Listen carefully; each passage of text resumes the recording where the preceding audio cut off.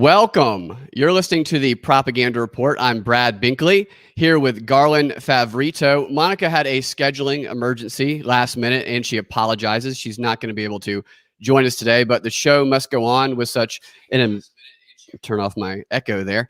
Show must go on with such an important issue. Garland, how's it going? What's the latest? All right. Well, Brad, let's see. I don't know where to start. We probably the latest is we filed a motion last week to basically reinitiate the discovery process, resume discovery, and go forward with the inspection. So we're working on a plan. We're going to resubmit that with the last set of changes that the judge instructed us to make. And we're hoping to go forward. There's a chance that we might be able to go forward even without another hearing. So we're going to keep pressing the issue and until we get that inspection. So that's kind of what we're doing on that front. And then now, the inspection is this would be an extension of that previous one that you did where you guys found the discrepancies and you want to see a larger batch of the ballots. Is that what you're? Well, yeah. So let's back up. Wow. Yeah. There's so much stuff that's gone down. So the judge originally gave us the ballot images, but he hasn't given us the physical ballots yet. He has ordered to unseal them. So that's good. So what the physical ballot images, they can tell us how the audit, how they map up with the audit. So we need the 600 DPI scanned images out of the inspection to really make sure that certain ones may or may not be counterfeit and to identify that number. But from this ballot images that he gave us back in, I think it was April or May, I think it was April, we can learn a lot of information about how the audit was conducted and how legitimate that audit was. And that was the audit that Secretary of State conducted back in November statewide. And what we found back in Fulton County then, and that's what our press release and our press conference from last week, last Tuesday, a week ago, we found that the error rate was 60% in the audit. So that's 60, not 0.6 or 6%, but 60. If you compare batch by batch and you compare the totals for Joe Biden, Donald Trump, and total presidential votes, 60% of the batches don't add up to what was reported to by the Secretary of State and to the Secretary of State from Fulton County. Then we found the falsified tally sheets where they had 850 to nothing Biden votes, which was, as we found, I can't remember if it was 7 batches, I think, 100 to nothing for Biden, 100 to nothing for Biden. We found a 150 to nothing for Biden, 200 to nothing for Biden. But when we looked at the images for those batches, they didn't add up anywhere near that. Instead of 850 to nothing for Biden, it was 550 for Biden, 140 for Trump, and 43 for Jorgensen. So it just didn't add up. Then we found 4,000 duplicates. Now that's more like 6,000. We found more. These are ballots that were duplicate reported in the audit. So all of that we were able to find just from these low resolution ballot images that we have, because we could compare those to the audit results. And that raises the question, how did they use this audit to verify the certified Dominion results when the audit's got a 60% error rate, it has falsified tally sheets, and it's got 4,000 duplicate votes in it? You know, how is that possible? You know, I think 3,390 were for Biden, 865 for Trump, and I forgot what the count was for Jorgensen. I think maybe 40 something. So it just doesn't add up, and they couldn't have used the audit to actually verify the certified election results. So, which raises the whole question about what did they actually do in the audit? Yeah, and if that were to replicate across the state, then that could potentially affect an outcome. I do want to make a statement up front. for the debunkers, because I know your work is the subject of a lot of debunks across the internet, and they never actually debunk what you do. In fact, when you read the debunks, they actually confirm what you confirm, but they debunk other claims that you aren't actually making. They always debunk this idea that false. There has been no widespread election voter fraud discovered. You're not claiming that. You're not making a claim that you've discovered that. You're only claiming to discover what you have discovered. So nobody here is claiming widespread voter fraud. So there can be no debunks on that issue there. I've decided I want to start putting disclaimers out like that before the debunkers come and try to falsely debunk something. Go ahead with the latest updates. Well, thank you, Binkley, because that's one of the techniques they use. They misquote you, or well, yeah, they make up something that you didn't say and then debunk that. Or Yeah.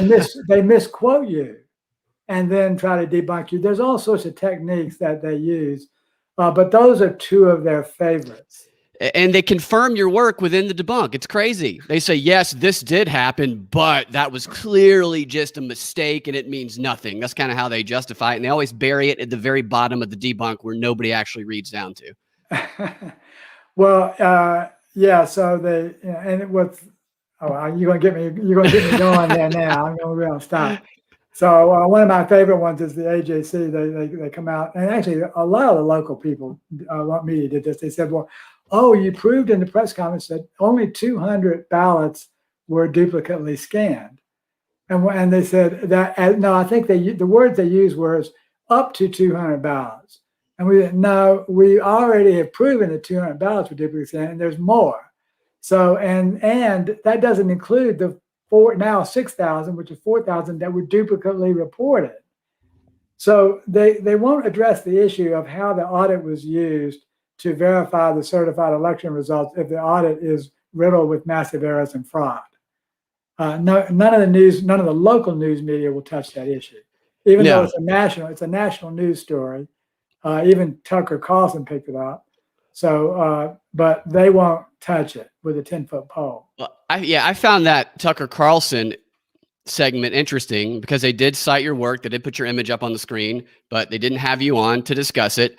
And a lot of the stuff he said was true, but I spotted right away the way he presented it when he kind of emphasized, this is true. This is not a conspiracy. This has absolutely been proven. The absoluteness at which he discussed it and implying that the widespread, he didn't say widespread voter fraud, but he teased to that a little bit.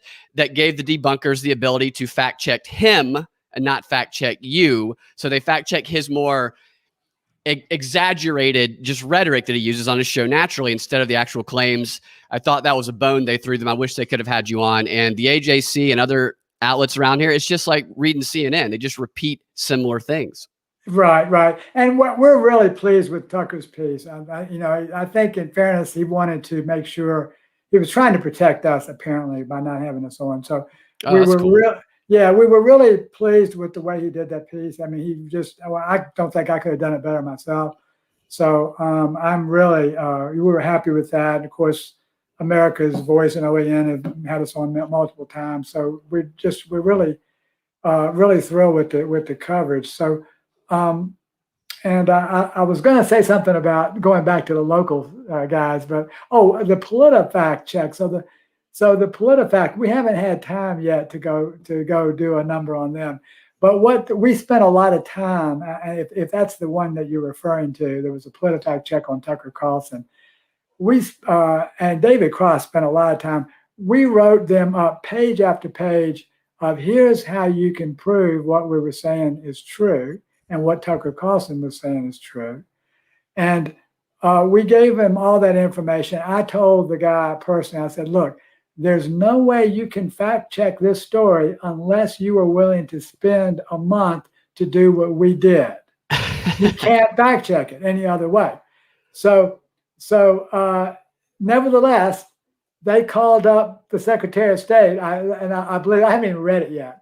But I think they called up Secretary of State, and the Secretary of State said, oh, no, it didn't happen that way. And they said, okay, the Secretary of State said it didn't happen, therefore it didn't happen. This has got to be false. So it ignored all the evidence and all that we sent in pages and pages of literally all kinds of data analysis, really high level stuff that apparently they couldn't understand or interpret. But David very clearly laid it out for them in page after page. Here's how we got to this conclusion, this one, and this one.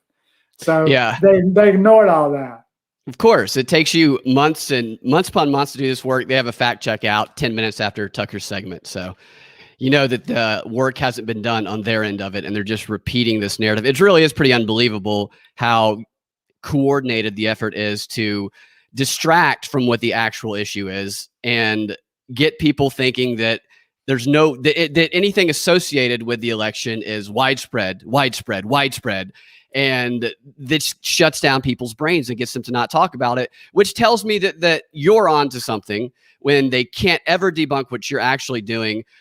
So I will stop rambling about the media lies. I could do that all day. Yeah, me too. You got me going now. So here's what we're going to do.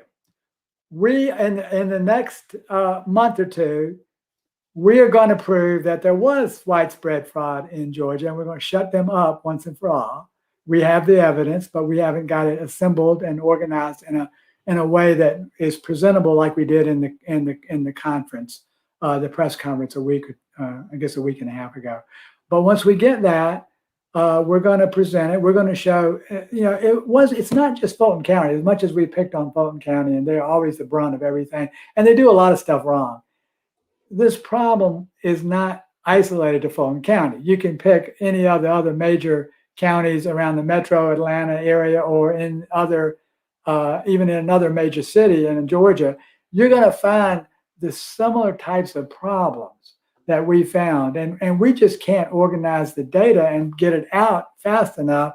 So, but we're going to eventually be able to prove that, in fact, there was massive, widespread errors, and I think that we can conclude the fraud existed in more than one county.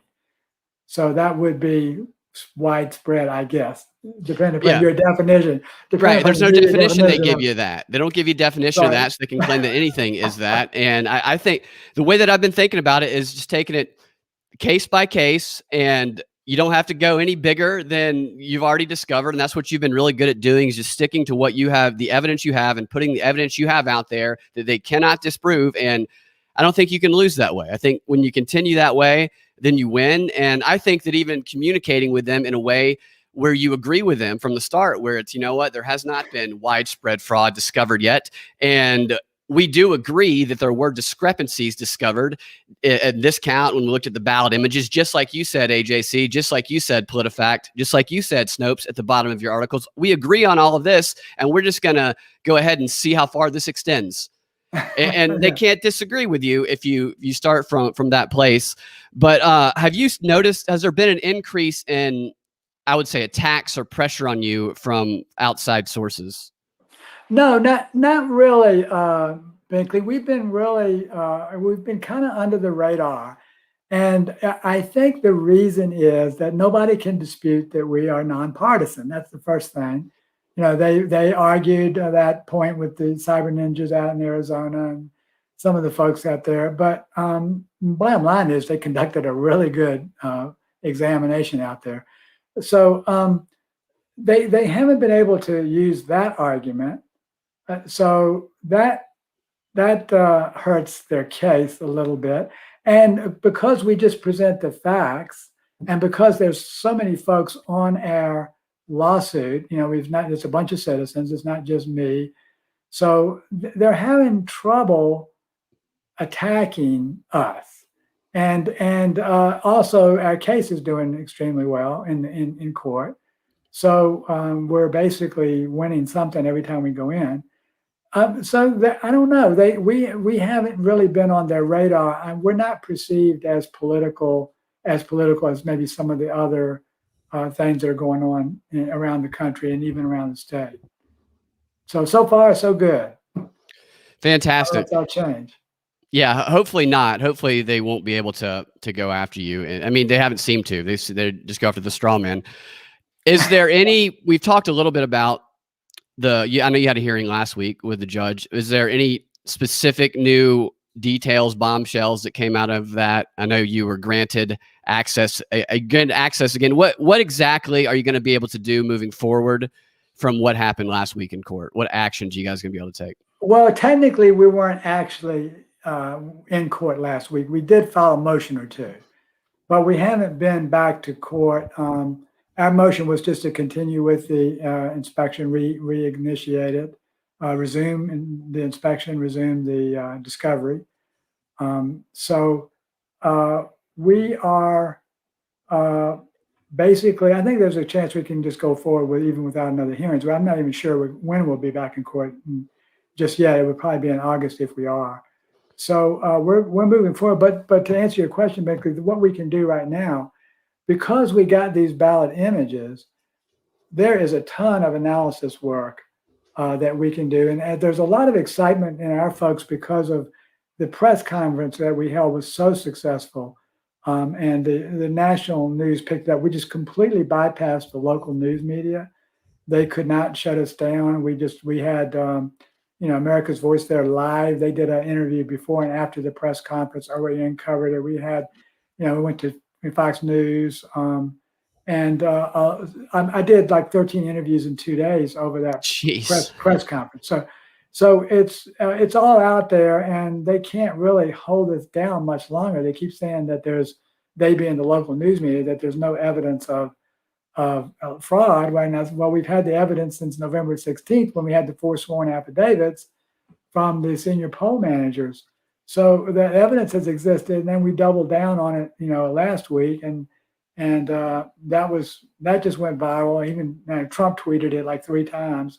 Or whatever he's using now. I'm not sure if he's using Twitter anymore, but so we can do so much more with these ballot images. So that's all the excitement. In fact, our meeting today was all about, how we're going to do, which counties are we going to attack next, what evidence, who's going to organize it, who's going to get the ballot records, who's going to do the analysis. We're going to need to have a training video of how to do it for all the counties. So we're going to be wrapped up in that.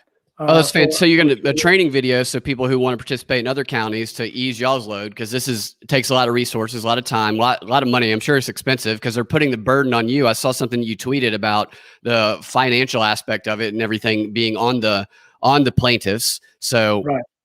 Yeah, so donate, guys. Donate to Garland. We'll hit that later on, but definitely Voter GA. They need all the help they can get right now because they're making progress and they're trying to make it as hard for you guys as possible. This video is online, right? Is there a specific YouTube page people can go to see your press conference who haven't seen it yet? Yeah, so the press conference itself is up on voterga.org. It's on the event tab. And that's got the press conference up there, and we have pretty much. We also have the press releases on the voterga.org press release tab, so you can get the written version, and you can get the press conference itself. And then, if you want the 2-minute version, on the press. If you want a 2-minute video that says what happened on the press release. This is exactly what. That's why I'm popping that up right there. Yeah. Well, you need a 1-minute explainer video. You're absolutely right. BS Man is absolutely right. So what we've got. So here's what we did. He's exactly right. So what we did was, this is another volunteer, a lady named Liza Miller came forward, and she is doing a 2-minute video of what we accomplish each week. And her video is posted on the press release tab. It's a 2-minute video. Click on that. Liza is a former Miss University of Georgia, and right. She does a great job and does it better. The thing that amazes me about her is that she can look straight in the camera and say the whole thing, and I can't do that. I can't talk for 3 minutes without notes, but she just explains it all just like a newscaster would in 2 minutes. And here's what we did this past week. So that's up there on the press release tab. You can click on that. And I know that BS Man is going to be all over that since that's exactly what we wanted. Now, it was 2 minutes. It wasn't 1 minute. We couldn't get it in 1 minute. We had to use 2. But I think that'll make him really happy. Well, condensing that down to 2 minutes is amazing, really. I find myself, when friends of mine ask about it, when I try to explain it, I have it in my head, and I understand it.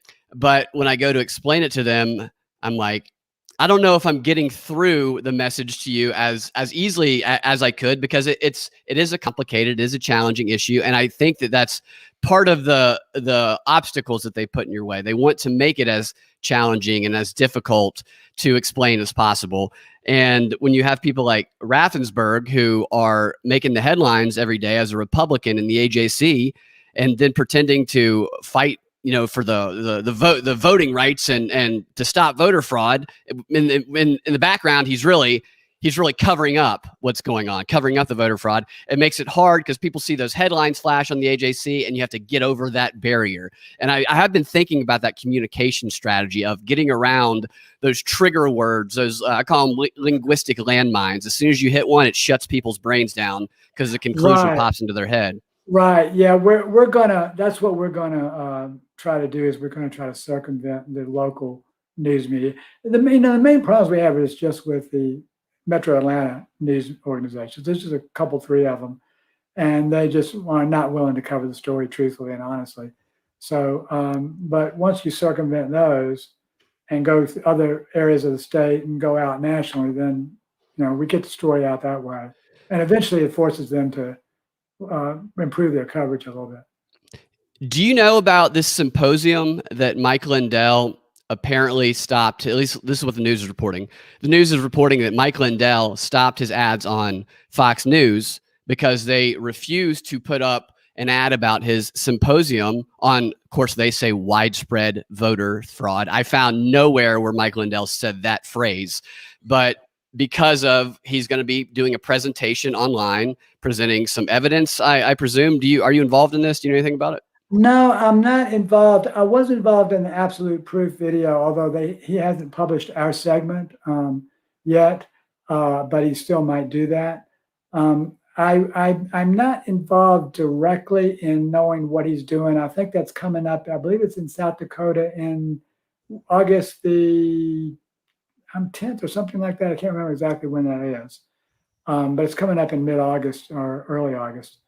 So I don't know that exactly what he's doing, but I understand it's going to be an extension of the foreign interference into the elections that occurred in November.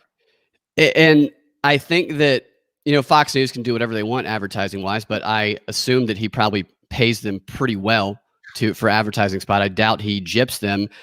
The fact that they will not put that stuff up there, to me, it is kind of an indication that they aren't always willing to expose the full extent of it. Maybe they do put a little bit out there, but the whole idea of controlled opposition is a real thing, I think, to circumvent that attention to what is acceptable to be revealed while distracting away from the actual nitty-gritty that you guys are revealing. Yeah, that's really sad to think that they would, not post that from their top advertiser. Really, Mike Lindell is their top advertiser in Fox News. So he has gotten so many commercials. If you ever watch that show, sometimes I'll watch Fox News and MSNBC to see what. I do that too. But yeah, different sides. There's like you're in two different worlds if you watch those two.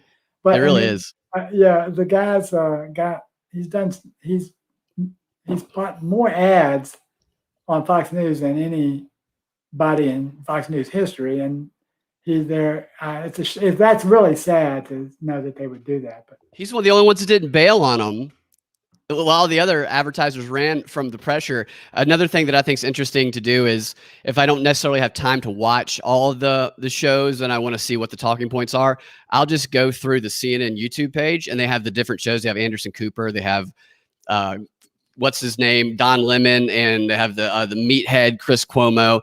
And I just click through with no audio, and I look at the little lower third tags, this little sayings, and they all say the exact same thing for every show.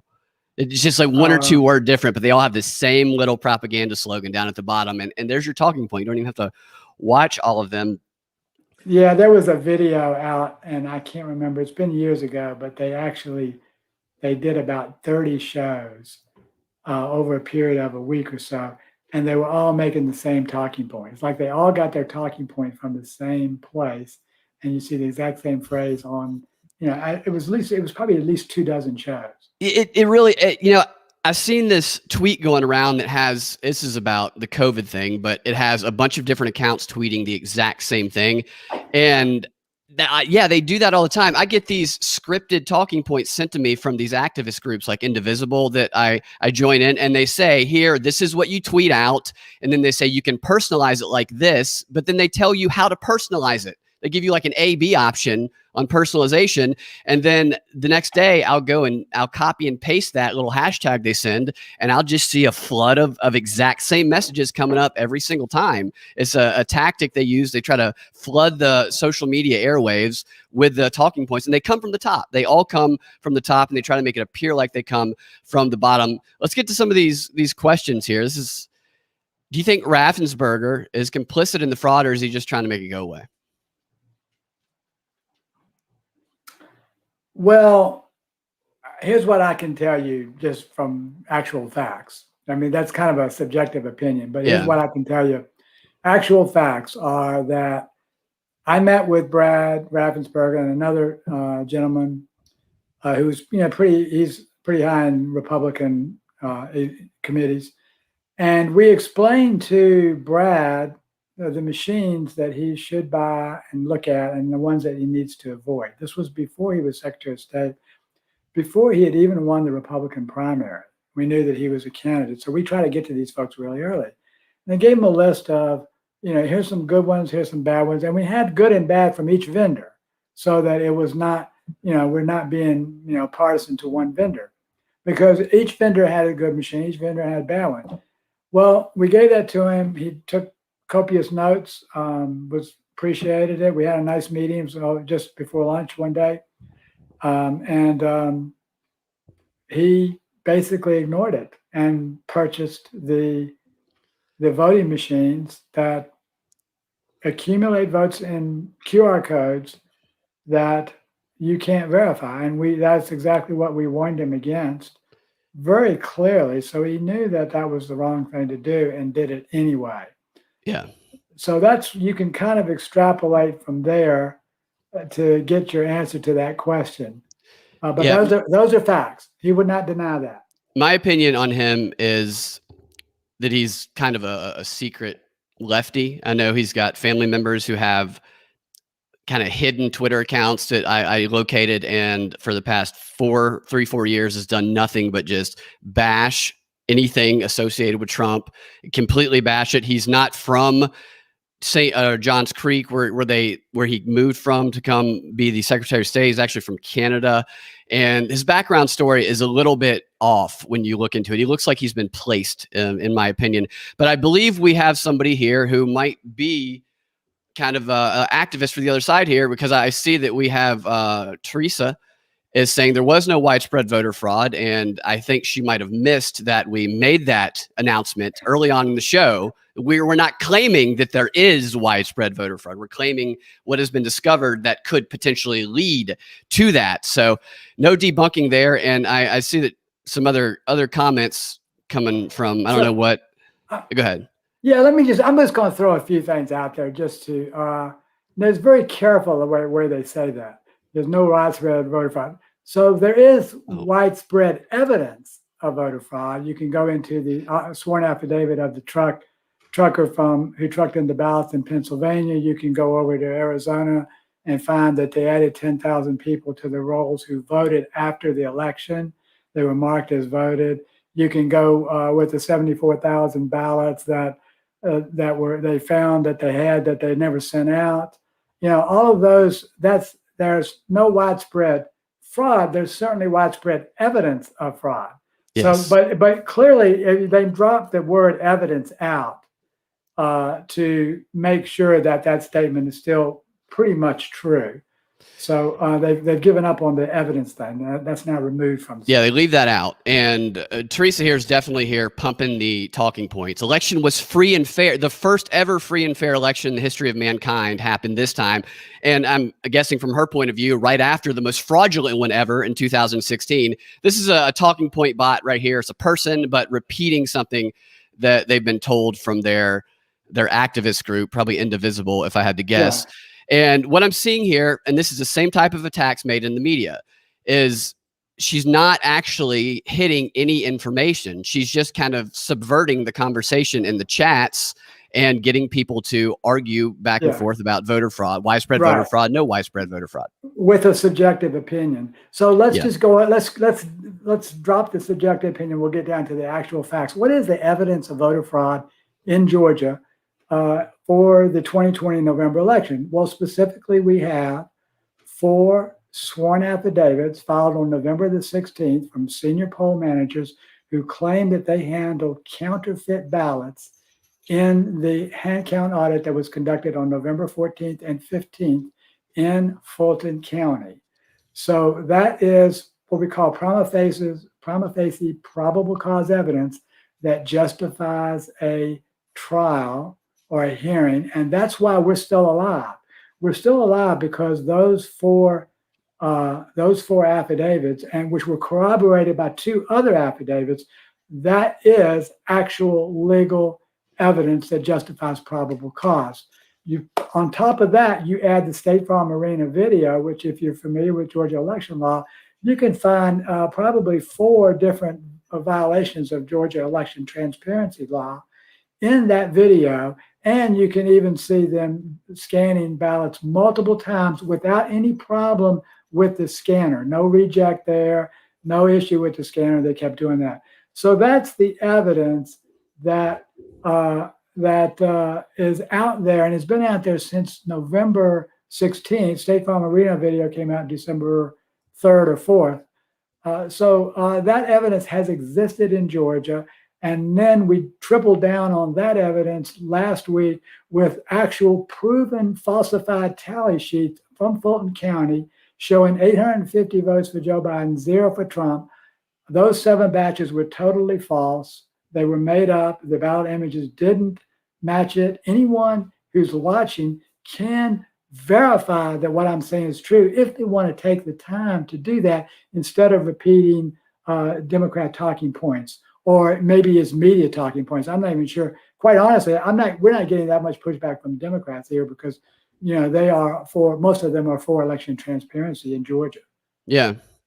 It's interesting that the way that the media exploits people's lack of understanding of how the election process usually works. I know I was completely unfamiliar with it until this past couple of years, and what I've learned from you and investigating the process a little bit.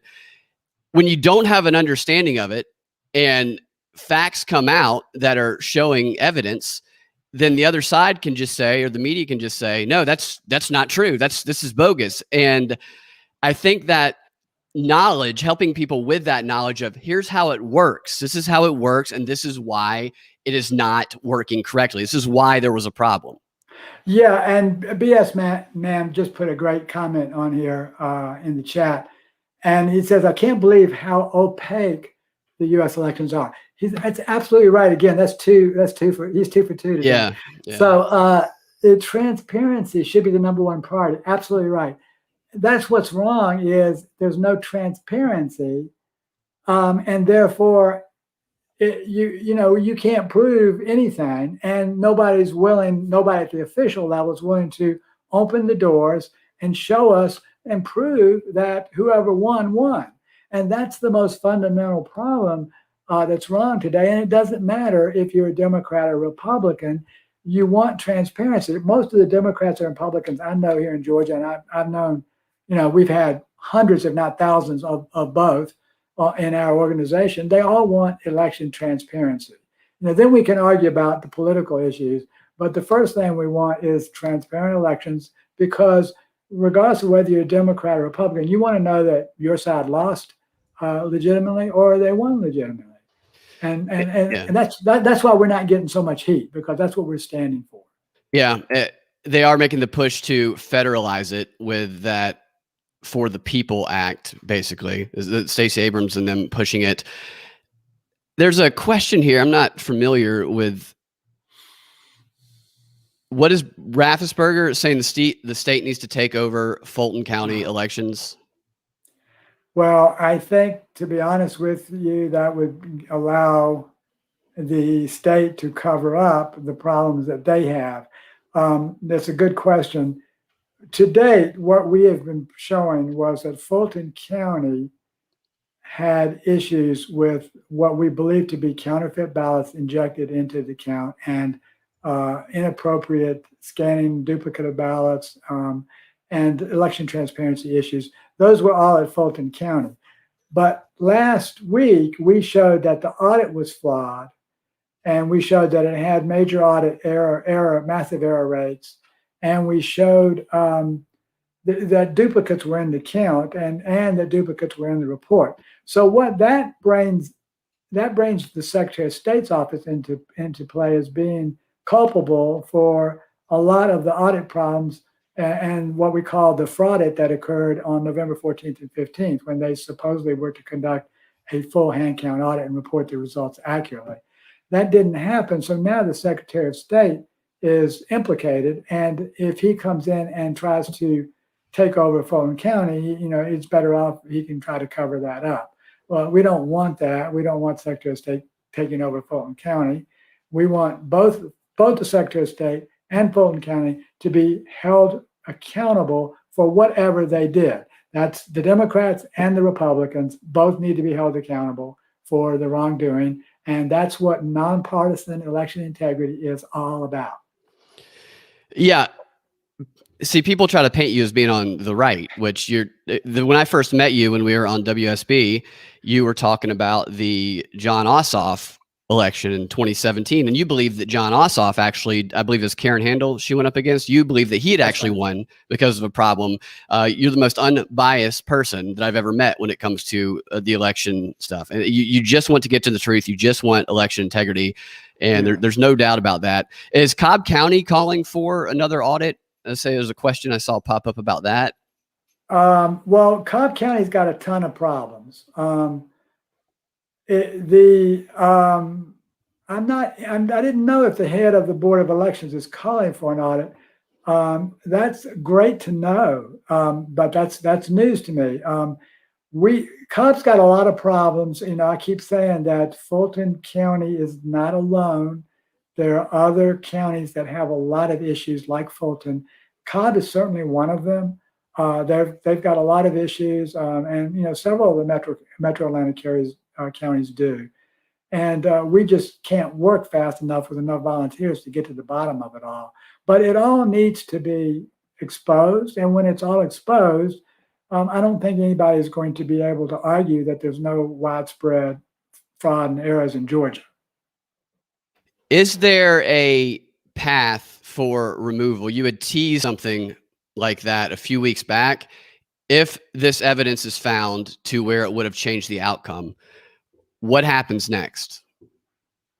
I think it's too early to say, Binkley, because there's such a long way to go. A presidential race requires 3 states to find that.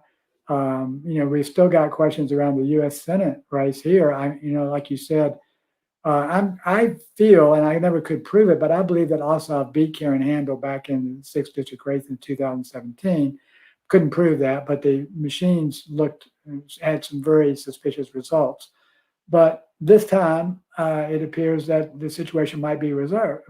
Maybe Ossoff should not have been in a runoff. I don't know where all this is going to go. That one of the lawsuits that was questioning that was dismissed, and they're going to appeal. So that was on the Senate challenge, and it's hard to say where it would go. But there are legal mechanisms, federal legal mechanisms to remove folks that were elected improperly. Right?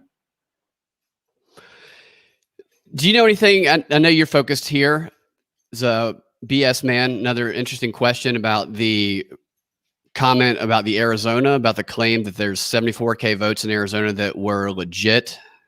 Yeah, I do. I think it's a ridiculous claim. So what the claim is, they had 74,000 votes that they sent out, mail-in votes.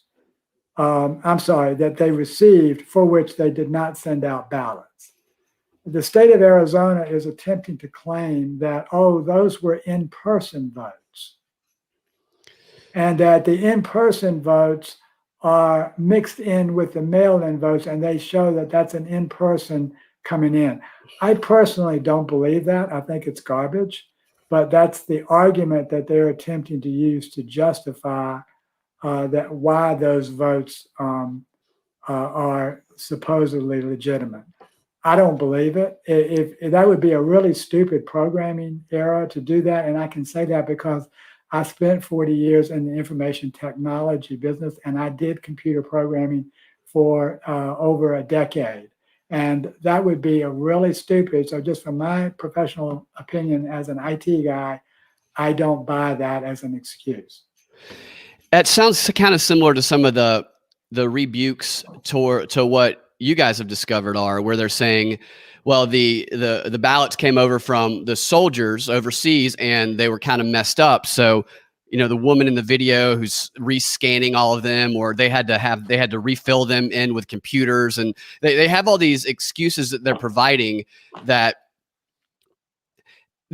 seem plausible if you don't understand how it works, how the process works, right. Which makes me think of it's a CIA deception maxim thing where they talk about providing plausible reasons to explain something to distract away from the actual explanation of what's going on.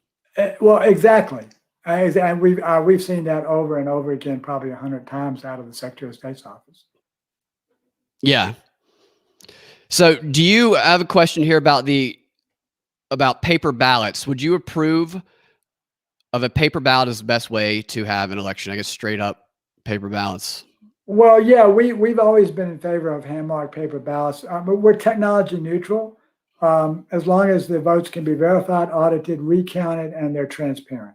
That's the 4 criteria. How you achieve that is up to you, but we don't have any of that right now in those 4 major things. But one of the easiest ways to do that is as a paper ballot, hand-marked paper ballot. That would have saved Georgia hundreds of millions of dollars if we advocated for that before they bought these ballot marking devices. Ballot marking devices are great for the disabled or folks who need those, but not if they're too insecure to run an entire election off of them. And this is the point that we made back in when they passed House Bill 316 back in 2019 or whenever that was. I think it was 2019. So yeah. So they ended up ignoring us and spending hundreds of millions of dollars that they didn't need to spend, and they executed that with a 20-year bond for shelf life system that it's only 10 years. So this taxpayers are going to be paying for that system 10 years after its useful life is over. It was extremely ridiculous to do that, particularly when all of the security experts were saying that actually a hand-marked paper ballot system is more secure than the ballot marking device system. And you can even add ballot on demand printing at the precincts to basically make it easier to maintain for the elections officials. Yeah, and I think the more localized it stays, the more that would work. And they're trying to push it to be more federalized, which makes it harder and harder to implement a system like that, in my opinion. People in the chats, the troll who's in there, Teresa or whatever her name is, she is repeating activist talking points that I literally have in my email right now. I mean, verbatim. She's not thinking for herself. She is here to disrupt. So engaging her is only going to fuel her and continue for her to be here. Just ignore her. They feed off of getting the response, off of getting their topics to be the subject of what we're talking about, because they play the whole truth sandwich thing that Brian Stelter pushes on his show all the time, except they play the opposite of it, where they want you to repeat the BS claims they're making because it puts it in people's minds and it makes it about that and not about the actual content. So just ignore her and put your legitimate questions in the chats. She is a troll. She is not to be reasoned with. I pray for her and I hope that she's okay from this brainwashed mind control state that she's in, because the people who are controlling her do not give a rip about her. They are making money off of her back, and she will not rise politically. She will not become a star in her indivisible group. She will be sad and alone unless she opens her eyes and realizes she's being manipulated. Don't even engage her anymore. My apologies, Garland. Well, a couple things. I'm happy to answer any question that she has if she puts her question in the chat. Right, all I'm seeing is opinions. Yeah, she's not But putting any questions. but I have a lot of friends in Indivisible Group who are all in favor of election transparency. So she might find that really strange. But there are a lot of commonality there. In fact, I actually worked with the Indivisible Group for years, and we were trying to hold Republican leadership accountable, and they were all over election integrity issues, and they were right. And I think a lot of them felt that they got cheated out of, and I believe that they were correct. So I have a lot of friends who are in Indivisible, and they are for election transparency. So I don't want to criticize the entire group just because we have one person that might be out there. That's a good point. I But should my criticisms are targeted at the people who control it from the top down. The people who join it, I believe, have a good heart in mind, and they are just taking instructions for what they're led to believe is a noble cause. Question those leaders just like you would question any leaders would be what I would suggest. Question here: do you think a routine forensic audit should happen after every election? yes, I think that's a great question, and it can be done pretty easily. You can take let's take the server, which everybody thinks it is the most scary thing. All you have to do is get an image copy of the server, take a seal media device to your county elections official. They can run an image copy in a half an hour while they go on lunch or do anything else. Come back, get it, seal it up for you, and take it, and you can go and send it to whoever you want for a forensic exam. So that can be done for the servers, and you can also, of course, if the ballots were public image, were public record, then you could do what we're doing and having to sue for now. So we did. Those are the two things that need to happen. We got the ballot images transparent now. They're basically available or should be available from now future elections. And so we're 1/3 of the way there. All right. Have you you commented on this earlier, but I don't know about the possibility of tracing them back, the duplicate ballots back to who they were connected to? No, we can't trace them back to individuals. Anything to do with the individuals who file the ballots are outside the scope of our lawsuit. But there are other people who are investigating that. I think Mark Davis and Matt Brainard have some eligibility issues that they're looking into. All right. So what do you need moving forward? What help can people offer? Okay, yeah, great. Well, thanks, Brad. And by the way, on this question, yes, it is possible to trace the time that they were counted, or at least the time that they were scanned.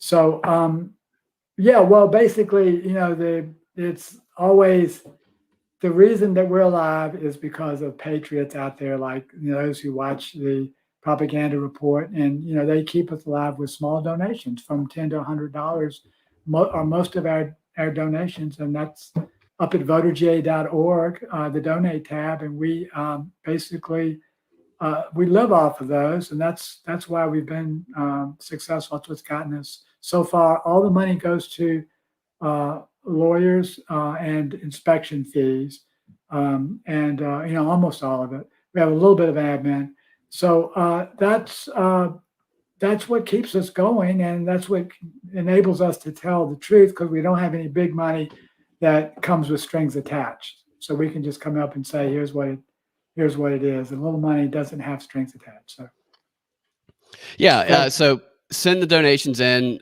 It goes for a good cause. Thank you for all you're doing. Definitely. Jack Bauer. I love that screen name there. Garland, have Chairman Rob Pitts called to thank you about finding the flaws? I highly doubt it, but I'll let you take that one away.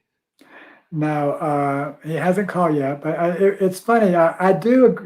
We were talking about this on the last show, and we were kind of kidding. I do agree with him that we should either shut up or put up. I think that he was right to say that, and if he wanted more evidence, he got it, and certainly he's kind of shut up after that, and after we put up.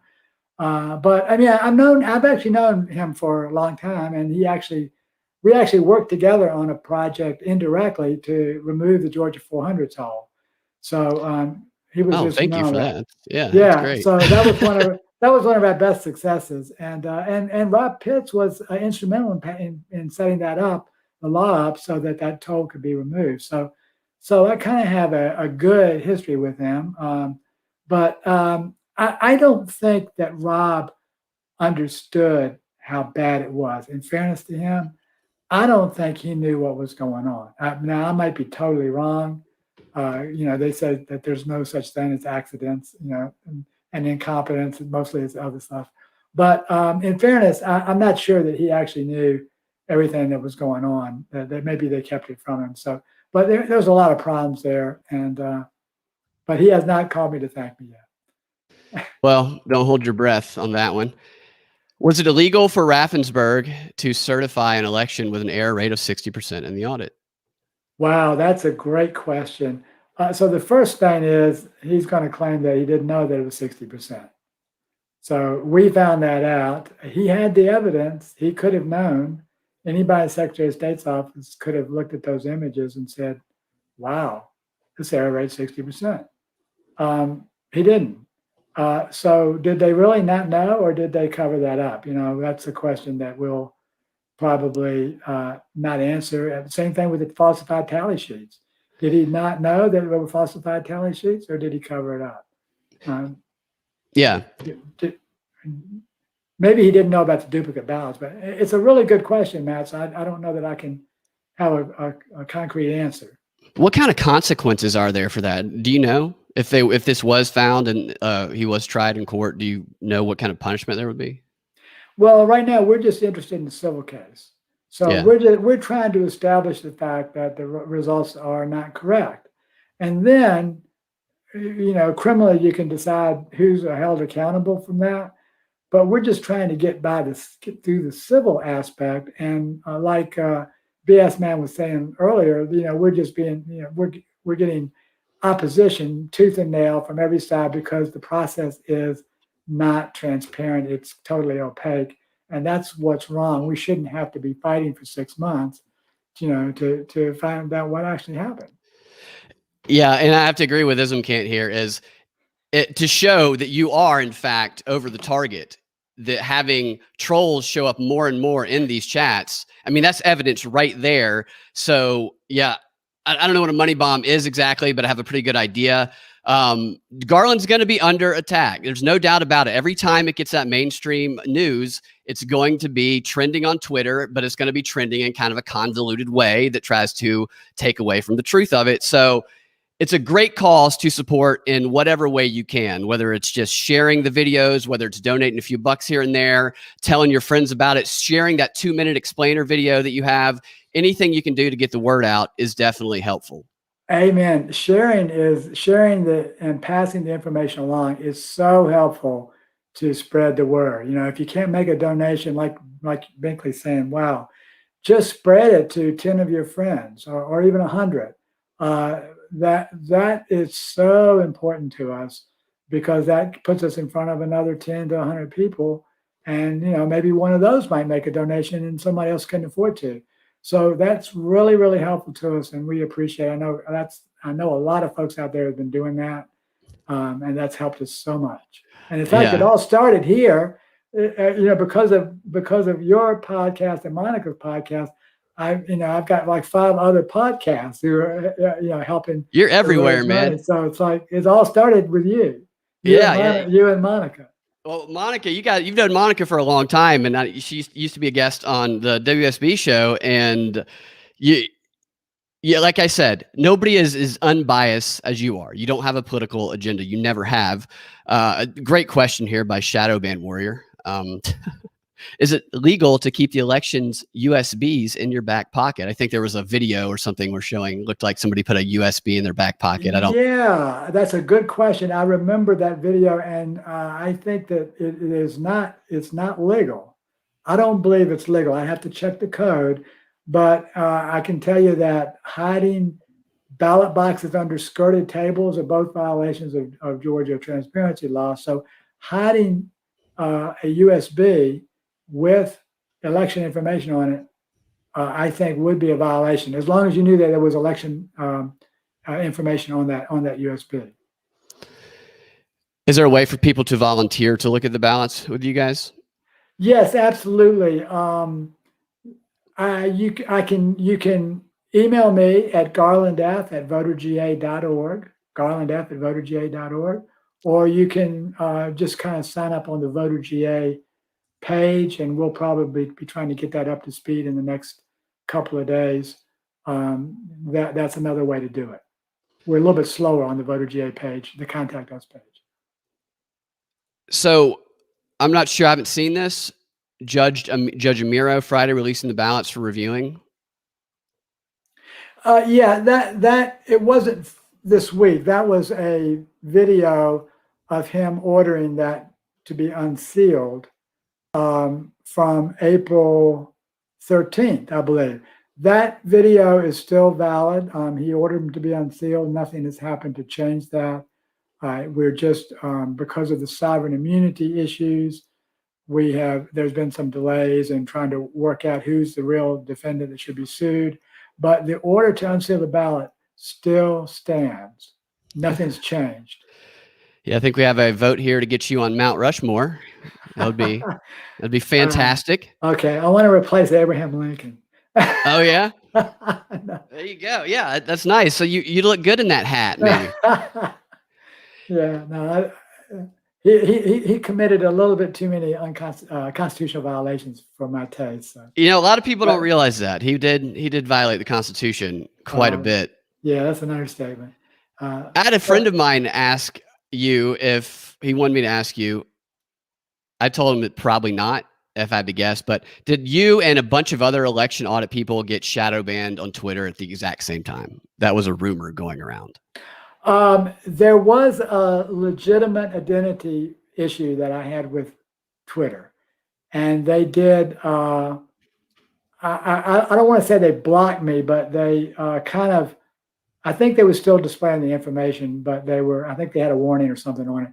But it was, as far as I could tell, legitimate. Once I verified my authenticity, it went back to normal. So, in fairness, I'm going to give Jack Dorsey a slide on that one. So I think we're okay. I've been kind of amazed that we haven't been hit too hard by Twitter or Facebook. We've had one post, I think, they didn't like when we posted something about Ashley Babbitt. And other than that we've been kind of under their radar. The problem with them, that they can't really do a whole lot with us, because everything that we're showing are they're court documents and court cases and legal briefs and all this stuff. So it's hard to say that we are some kind of nutty group that's floating conspiracy theories when we're putting out legal briefs and court hearing videos and everything that actually went down. Oh, great question. See, I didn't know about the local event over the 4th of July. This is a great question. So what do you got coming up locally? Yeah, so we had a great 4th of July at Woodstock Festival. We announced that we were supporting the audit, and we are out there. We had a parade. The people were amazing, and we had a booth at the festival. It was one of the highest traffic booths. Everybody's interested in that audit. They all know that something's wrong with the elections results. So yes, we do have an event coming up. I'm so glad you made. It's on the voterga.org event tab, and it's going to be Sunday, August the 15th at the Brimstone Tavern. This is not too far from you. It's in Alpharetta, Binkley. And we're going to feature Aviva and the Flying Penguins. She's got her whole band back together. That's awesome. It's not just Aviva, and she's going to do a couple sets, a Patriot set and a dance set, and we're going to have food. It's a $25 minimum donation we're requesting, and we can take over 100 people, so it would be great to see everyone come out. I'll be there, and we will. I'm not sure what we're going to do, but we don't even have the registration page up yet. But but it will be on voterga.org events tab, and that event is out there right now. The information is on the events tab. So I'm so glad that y'all mentioned that, because I almost completely forgot to mention it. I know from firsthand experience that Garland can cut a rug. Also, the man knows how to dance. Really? How did you know that from firsthand experience? Because at Neighbor's Feed and Seed, I witnessed it. Oh, we were just kind of messing around with Aviva there. Yeah. No, it's a good time, man. It was fun. I've been to a couple of the events, and it was a lot of fun. I want to put this comment up real quick. We're gonna get out of here in a minute, but see, this is from our troll here, and she's saying, "See, the video was from months ago." She was correct, and I find it interesting that you are the one who said that. You, the person who she's attacking, are the one who just said that the video was old. So, proving your credibility. The video is still true. Yeah. Nothing has changed. And the reason that we put that out was because of the false report that came out of the AJC saying that our case was dismissed, which was a complete lie. Not one word of our counts had been dismissed. It was a total fabrication, but I'm sure she might have bought into it.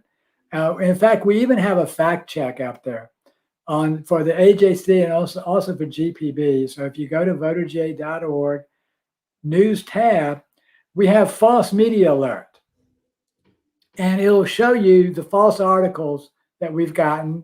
We use the exact quotes, and we tell you what the truth is, and we even reference into the documents or the court orders to prove that the local news media lied about us. So that's all up on VoterGA. We had one public broadcasting article that we found 19 false statements in, ranging from mostly false to pants on fire lying, all in one single article. It was an in-depth article, obviously, 19 errors. So, but that video is true today. The judge has unsealed the ballots. Nothing has changed. It is factually correct, and it stands as truth today, regardless of whether it was 1 or 2 months old or not. Yeah, that's the state of affairs that we are at right now. The judge has unsealed those ballots, and we're looking to inspect them, and so that everyone can know the truth, whether you're a Democrat or a Republican. Yeah, the implication was that you put it up there now to make it seem as though it was new when you yourself said it was an older video just a moment ago. Evidence is evidence, and if somebody presents a claim to refute it, regardless of how old the evidence is, you just say, here's the evidence. You don't have to reproduce brand new evidence when you already have the evidence there. Get one more question in. Are you in contact with Taylor Greene? Looks like she is after Raffensperger on the election and might sue. I've never had any contact with MTG. I never have met her personally. I knew a couple of people who worked in her campaign back when she was in the 6th district. She was actually originally running for the 6th district and moved to the 14th. We were disappointed about that because she lives in Brookhaven, or used to. So anyway, but no, I've never had any contact with her, or nor have I met her. But it's interesting that we seem to think a lot alike. Yeah, and she definitely knows how to use publicity stunts to get attention as well. I'm always, depending on how people use that strategy, sometimes I'm okay with it. Sometimes, other times, the big attention-getting public relations stunts can take away, because this whole idea of any attention is good attention. I don't know that I agree with that all the time, but sometimes I would. Garland, is there anything else you wanna throw in before we get out of here? No, I don't think so. I mean, some people, talking about attention, we have to. I have to go on the shows in order to raise money to keep us alive. So that's why we do it. So some people might try to say, well, oh, you're just an attention getter. Well, no, we have to survive, and that's how we're doing it. So. That's why we're doing the shows and trying to keep the word out there, and it's working really well. Yeah, absolutely. Yeah, your attention getting is presenting evidence. I'm referring to more of the big publicity stunts that are oftentimes controversial, lightning rods in the media. I'm all about getting attention for the fact-based stuff and fun, interesting ways. It makes people think. Do you have affidavits from these other counties, poll workers? DeKalb, Clayton, Cobb. We have affidavits from people from all over the state. Whether or not we have poll worker affidavits for all those counties, I would have to double check. But we certainly do have, we have like 100 or more affidavits available for us to use. Fantastic, Garland. Thank you for updating us again on everything. It's always a pleasure to have you on the show and to bring some truth. And thanks for your hard work that you do. I got to admit, I didn't think it would get this far. I saw the effort that you were putting in. I saw the evidence you brought, and I saw how you kept getting railroaded, but you stuck to it. And by sticking to it, you found a way. And I feel like the time is coming. I feel like more light is being shined on it. And I feel like the floodgates could open up, maybe not immediately, but down the road a little bit. I do too. I feel like we'll get to the bottom of this by the end of the year. So I'm anxious to find out. Need a vacation. I just want to know I need a vacation. I want to know what the truth is so I can go on vacation. Yeah. So check them out at Voter GA. And that is also your Twitter account if people want to follow you on Twitter. And you have a Facebook page under the same name, right? Voter GA. And we're also now on Gab and Telegram, Voter GA. So we're happy about that. We got to protect ourselves. Yeah, definitely. You got to be everywhere. Thank you all for watching. Donate to Voter GA. Help support the cause. If you can't donate, share it. Do what you can. Get the word out. Present the evidence-based presentation. That is what will beat them. Don't engage in those widespread election baiting tricks they try to get you to do. Bring it back down. Here's what has been discovered. It could lead to widespread, but right now, this is what we can prove. Stick to that, and we will beat them. We will beat them with this. Thank you. We'll talk to you guys next time. Thanks, Binkley. Enjoyed it. Thanks, Garland.